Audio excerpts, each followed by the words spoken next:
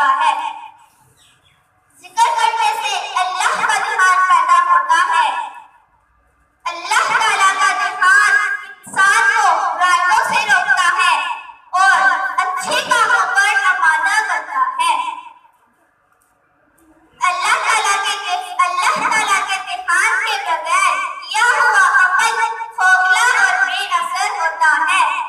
एक सहाबी आप सल्लल्लाहु अलैहि वसल्लम से पूछते हैं, आप सल्लल्लाहु अलैहि वसल्लम ने फरमाया, सबसे अफजल अमल क्या? उसने पूछा, सबसे अफजल अमल क्या है?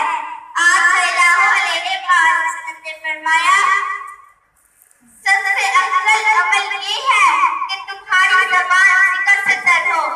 ये अभी ऐसा वक्त हो सकता है कि तुम्हारे जिक्र इस्तेमाल से किया गया हो। अल्लाह ताला हम सबको जिक्र करने की तौफीक अता फरमाए और हम पर ईमान नसीब फरमाए। आमीन व आमीन।